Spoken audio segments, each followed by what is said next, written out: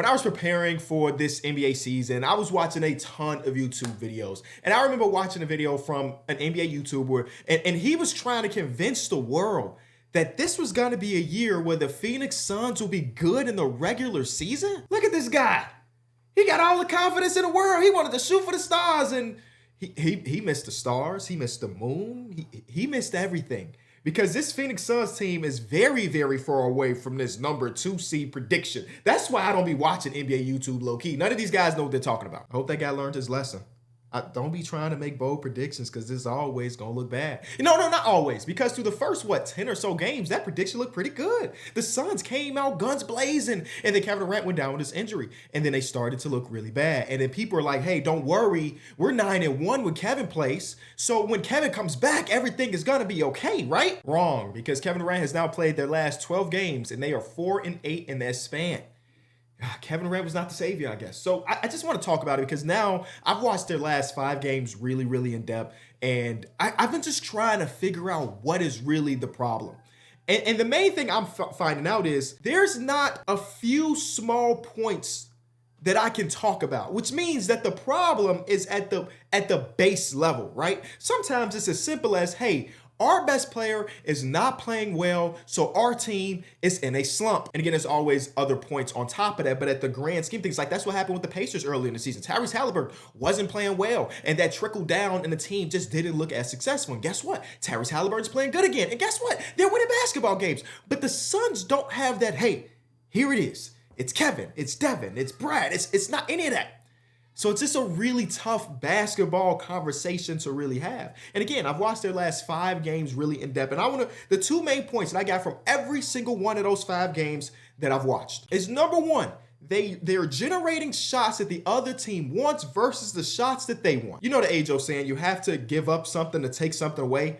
So that's what teams have been doing. They've been taking away what seemed to be the bread and butter for the Phoenix Suns and saying, hey, we're going to allow you to take this shot, a Ryan Dunn corner 3, because as good as he has been this season, that is a shot that we want him to take. And sometimes it just boils down to that. And that's just one of the small different type of things, but that's just the example that's on top of my mind. In theory, like this is a tough shot-taking team. When you have Kevin Durant, Bradley Beal, and Devin Booker, 3 tough shot makers, that is just basically what their offense is boiling down to on a night-to-night basis. That's just not necessarily the recipe to win a bunch of basketball games. And the number 2 thing that has been a consensus across the last 5 games that I've watched is they're super uncreative offensively.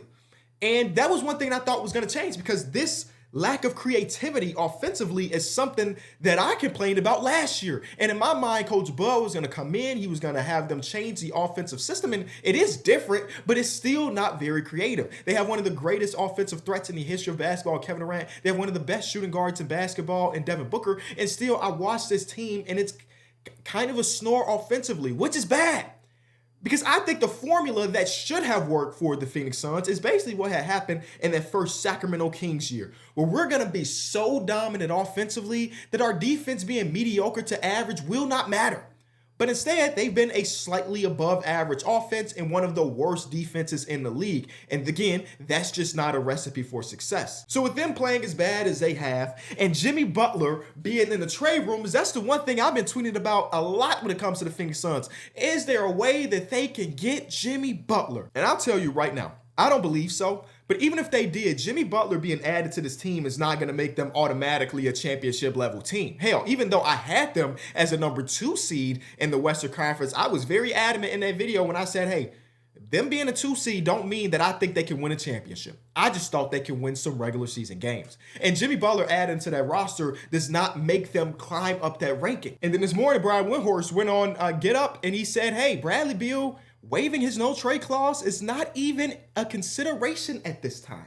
That the Suns haven't even talked to Bradley Beal about potentially moving him. Where this is coming from Brian Windhorst, and Brian Windhorst's source is literally Bradley Beal's agent, saying that the only thing that is on the mind of the Phoenix Suns and on the mind of Bradley Beal is staying competitive and helping the team now. Brian Windhorst has had his ear to the ground for this entire Jimmy Butler thing, for this entire Phoenix Suns thing, and a lot of things have happened. Starting off with Coach Bud putting Bradley Beal on the bench and having Yusuf Nurkic come off the bench with him. And there was some speculation in Suns Twitter that this might be a move to try to indicate to Bradley Beal that we don't want you here. We're going to try to make you upset so you can waive your no trade clause. And guess what? Brian Windhorst went on national TV and said 100% that is what they're trying to do. And it doesn't matter. Because Bradley Beal said that he's the guy that holds all the power. I've never seen a player, and I don't want to make this seem like a shot at Bradley Beal because he's a good basketball player. He's not a great basketball player.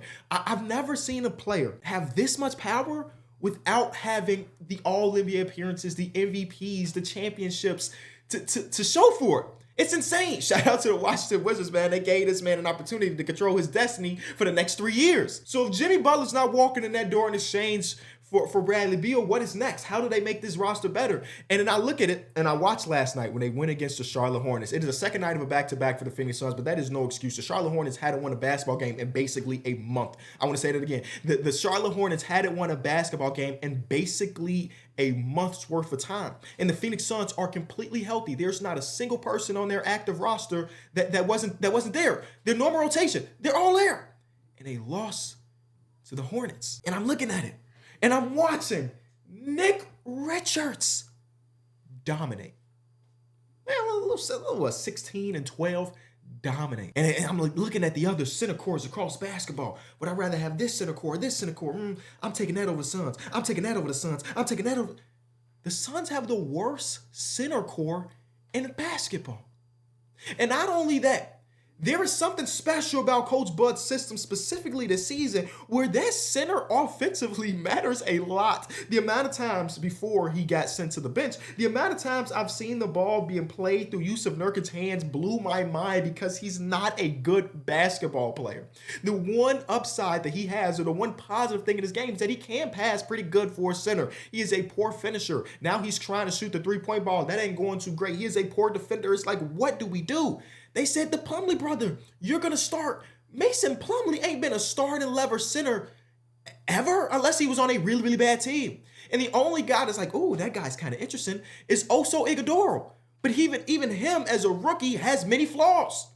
It's really, really bad, man. There are a lot of times where I watched last night against the Charlotte Hornets, and matter of fact, listen, here's what we're going to do.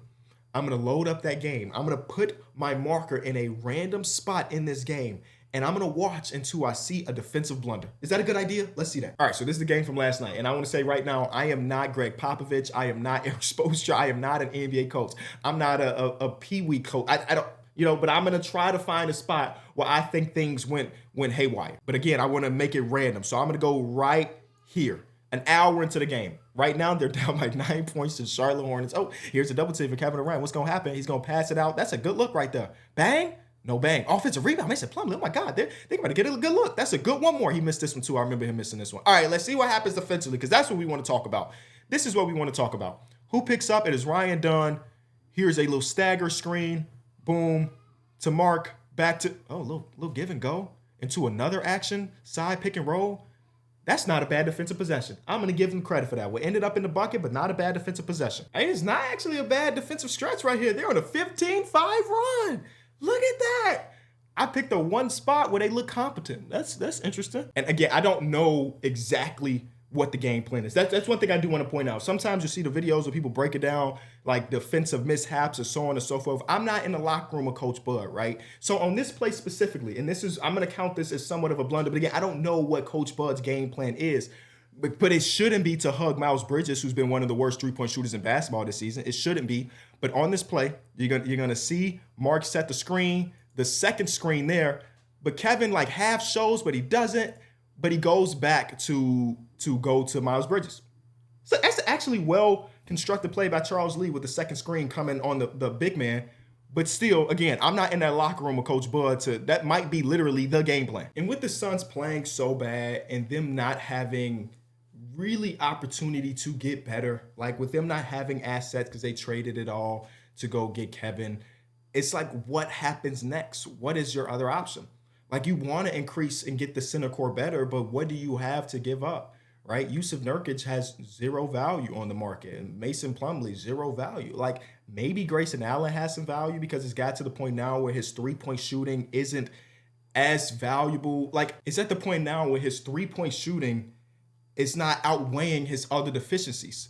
So maybe he's expendable and he can make you get an upgrade, but I just really doubt it. And if Brad ain't waving at no trade clause, that only gives you a few different options. And I do believe that the Suns might be the last case study when it comes to the is it inorganic? Is it unorganic? I don't know which word it is. Big three. That's it. It might be over with. Well, I guess the 76ers are doing that, but at least they drafted the two players in their big three. Regardless, they might be one of the last case studies ever.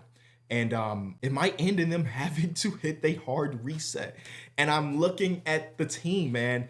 The fact that the Houston Rockets would love to have a go-to creator, and I'm not saying this happens before February 6th this year, right?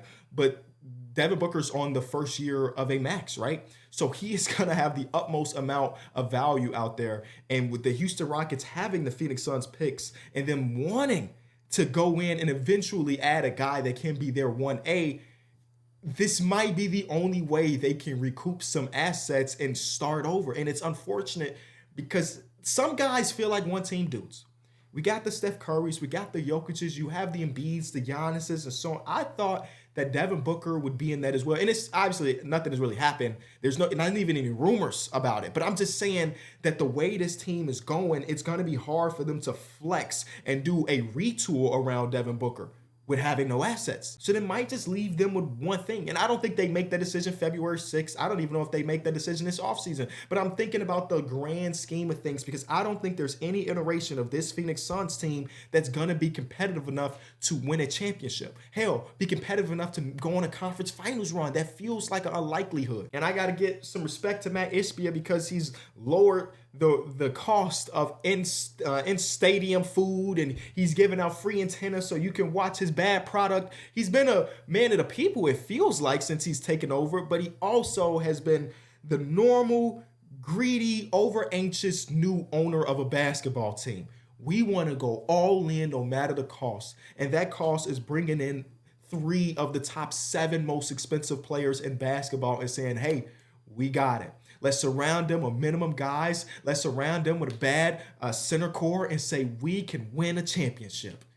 And I don't know anybody that looked at them going into the season and said that they could win it all. You might have the jackasses that say they could be a top 3 seed, but that's it. Being dead last in attempts at the rim is crazy if you aren't the Boston Celtics. The Boston Celtics are 28th, but guess what? They take 51% of their shots from 3. So the math still works out. If you're going to be a team that is dead last in rim pressure and also not in the top 10 when it comes to 3-point shooting, you're not going to win. Even the kid thinks so. You hear? So I don't know. I'm all over the place with the Phoenix Suns. I'm still going to be locked in because I need to figure out what else more we can say about it.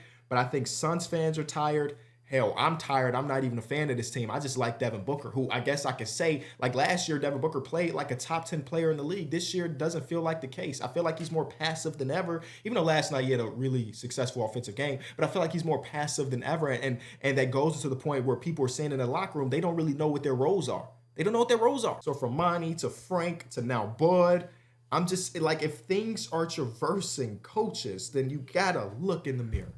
James Jones.